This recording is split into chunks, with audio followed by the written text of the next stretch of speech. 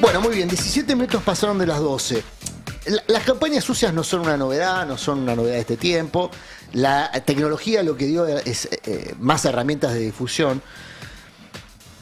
Y esas campañas sucias han tenido consecuencias para la libertad individual de las personas, incluso para la salud de las personas. Una de las víctimas de esas campañas sucias hoy está en una situación muy delicada de salud. Me refiero a Julio De Vido, que está en prisión, cursando prisión en Ezeiza, siendo maltratado, torturado, así denuncia su familia. Estamos en comunicación justamente con Alessandra Lali Minichelli, esposa de Julia De Vido. Lali, gracias por atendernos en este mediodía. ¿Cómo estás? ¿Qué tal? ¿Qué tal, Murano? Espero que me vean bien. Te vemos y te escuchamos muy bien. ¿Cómo está A tu ver, marido? una pequeña aclaración. Dale. Toda esta situación terrible que había con la salud de Julio, con el maltrato, con las condiciones infrahumanas de detención y demás, ocurrieron cuando fui a verlo el viernes de la semana pasada, ¿sí? A partir del viernes, y el doctor Ruscón y el doctor Palmeiro pusieron en conocimiento del juez de ejecución, que es el doctor Basilico, esta situación, el Tribunal Oral Federal 4. Inmediatamente ellos, esto es viernes 9:30 de la noche, enviaron un oficio al Servicio Penitenciario Federal para averiguar las condiciones de detención de Julio y para provocar justamente el resguardo físico, moral, de salud, etcétera, ¿no? El sábado de la mañana me desperté muy temprano, no pude dormir y bueno, lo que quise hacer fue comunicarle a mis compañeros, a mis grupos de interés, a mi gente en WhatsApp y demás, cómo estaba Julio. Eso se viralizó, todo lo que conté fue totalmente cierto, fue totalmente acreditado, fue totalmente atroz, feroz, terrible, así de grave está. Durante el fin de semana yo volví a verlo, él estaba en una habitación, celda de 3x3, Julio es un tipo hiperactivo, está todo el día en casa haciendo 1440 cosas pese a que está jubilado, y entre ellas su huerta y entre ellas sus cosas, y ahí caminaba en redondo porque necesitaba hacerlo por su salud. Al ser diabético él necesita quemar energía, ¿no? Incluso porque estaba siendo alimentado con pan que metaboliza en azúcar y eso es veneno para él, y yo también lo dije, ¿no? Así que bueno, intercalaba entre eso, bueno, él sabe rezar y lo hacía, y entonces también leía y etcétera, y comía muy mal, pero estaba mejor de ánimo ese domingo cuando lo vi. Los estudios se aceleraron mucho, los estudios de salud de Julio, tanto que estuve ayer con él, que además estaba súper contento porque había estado toda esta movilización y toda esta cercanía con muchos de los compañeros que lo abandonaron en el 2017, y entonces eso realmente lo potenció a Julio, lo hizo sentir bien, y ayer a la noche decidieron ya sacarlo del hospital de Ezeiza, de esta condición infrahumana de vida que estaba llevando, porque también terminaron los estudios y se los pasaron al juez.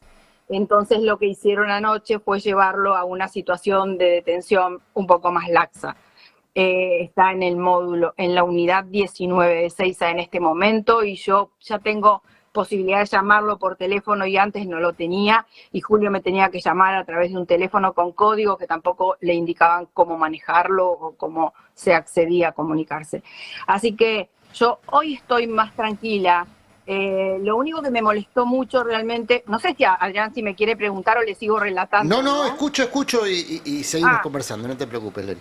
Bueno, lo que pasó fue que Julio tiene 5 hijos, ¿no? La hija tiene 43 años, es abogada y se preocupa mucho por el tema de los medios y demás, y estuvo viendo que tanto TN como Clarín, como La Nación, como las empresas comerciales de medios monopólicos habían estado sacando una información que es de las típicas medias verdades de estos medios que agravian todo el tiempo. En realidad lo que se resolvió ayer por parte del tribunal fue que no se accedía a un pedido de domiciliaria anterior que ocurrió días antes de que Julio fuera citado, porque no se entregó tampoco, Julio fue citado para que se haga efectiva su prisión para cumplir con la condena, una condena prescripta desde el año pasado, también lo quiero decir, y si quiere después le amplío. Pero la realidad es que ese expediente, ese tramitecito pequeño era de suma urgencia y ese fue el que rechazaron. El expediente principal del tratamiento de la medida de domiciliaria de Julio Devido está en pleno trámite. Tanto que esta mañana me llamaron para hacer el informe socioambiental, el personal del Ministerio de Seguridad de la Nación. Lo hicimos y se comprometieron a enviarlo inmediatamente al juzgado. Y estoy esperando, porque ayer a la tarde también me llamaron del área vinculada con el control electrónico para venir a hacer un relevamiento perimetral de mi casa, de mi chacra. Yo tengo una chacra en Zárate.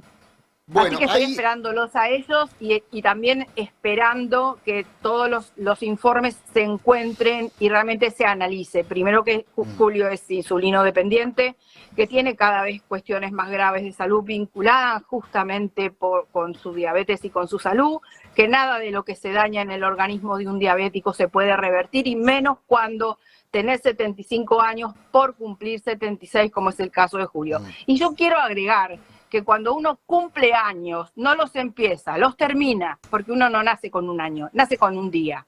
Entonces Julio, el 26, mal que le pese a mi mamá, por ejemplo, ¿no? Pero Julio, el 26 de diciembre, cumple sus 76 años. Y el 27 de diciembre empieza a vivir sus 77 años. ¿Está esto, Adrián? Gracias. Eso lo decís porque se supone que a esa edad le correspondería la prisión domiciliaria. Por esa razón, después hay, hay otras razones que tienen que ver con cuestiones de salud. Ahora, bueno, primero nos tranquiliza entonces tu tranquilidad respecto a esta alteración del estado de cosas, respecto a lo que se había comunicado el viernes, que realmente nos preocupó. Ahora, ¿por qué está preso Devido?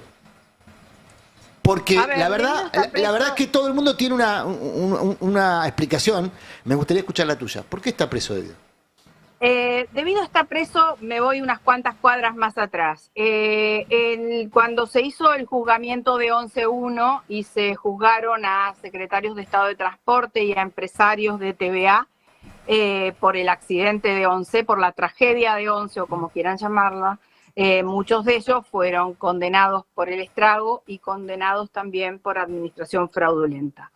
Cuando estaba terminándose ese juicio, todos sabemos, conocemos o recordaremos, yo nunca olvidaré, al doctor Leandro Despuy. El doctor Leandro Despuy fue presidente de la Auditoría General de la Nación durante más de 10 años.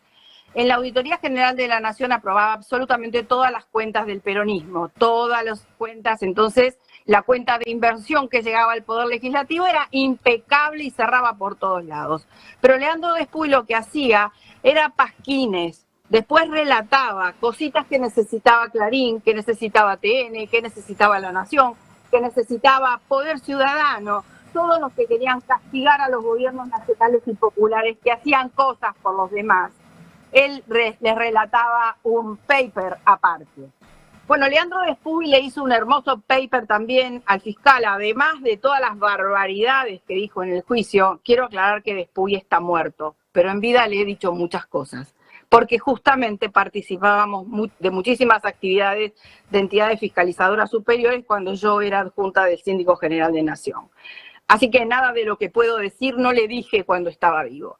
Entonces Despuy presentó uno de los informes en el expediente, ya ahora ni me acuerdo del título, que era tan horrible como el texto.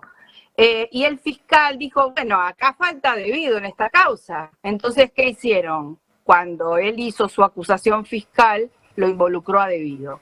Y armaron una causa que se llamó 11.2. La causa 11.2 tenía como mira, no a Devido principalmente como ministro, sino a la unidad de renegociación del contrato, por aquel cuento famoso de dónde van los subsidios. ¿Está? ¿Voy bien, Adrián? ¿Me entiende lo que digo? Sí, entiendo perfecto. Bueno, entonces, como también la justicia tiene un criterio de selectividad muy particular, el imputado principal en esa causa fue Julio Devido, cuando la UNIRREN estaba integrada por el ministro de Planificación y el ministro de Economía, por entonces el doctor Roberto Labaña. El doctor Labaña, por supuesto, nunca fue molestado, ni imputado, ni nada que se le parezca, pero sí Julio Devido y el escribano Simeonov, que era el director ejecutivo de la UNIRREN. Nosotros, por supuesto, en la causa citamos al doctor Labaña, que como es un hombre serio, correcto y no miente, se presentó y dijo que efectivamente en el marco de la UNIREM, él y el ministro Devido, y junto al director ejecutivo, habían estado analizando el expediente de TVA. Él relató perfectamente los trámites de seguimiento de los subsidios, los trámites vinculados a las aplicaciones de multa y explicó también los motivos por los que no se llegó a un acuerdo con TVA. ¿Está? Las decisiones después son políticas y se rescinden los contratos o no, pero se llegó a una instancia en el proceso de renegociación del contrato. Con ese panorama general y con la explicación del doctor Labaña, no quedaba más que absolver a Devido, pero no lo podían absolver. Entonces, lo que hicieron fue sacar a Simeonov del juicio directamente. No se llama sobreseer y en este momento que tengo tanta, pero nunca me olvido cómo se llama. Pero es absolver o condenar. Bueno, entonces a Simeonov lo absuelven del estrago, que es el accidente, a Devido lo absuelven del estrago, que es el accidente, con lo cual él no mató a nadie, como están diciendo Clarín, Nación y TN todo el tiempo, con distintas personas que van a ser entrevistadas a esos medios, ¿no? Fueron absueltos los dos del estrago. Y entonces dijeron, ¿cómo podemos condenar a Devido? Y entonces lo que inventaron fue que Devido era partícipe necesario de administración desleal por omisión. ¿Qué omitió Devido? Omitió controlar, según ellos. ¿Qué omitió controlar Devido? Dos cosas. Primero, la contabilidad de Cometrans, que es una empresa vinculada al grupo TVA, pero que nunca tuvo ninguna relación contractual, ni comercial, ni concesional con el Estado, y menos con el Ministerio de Planificación Federal.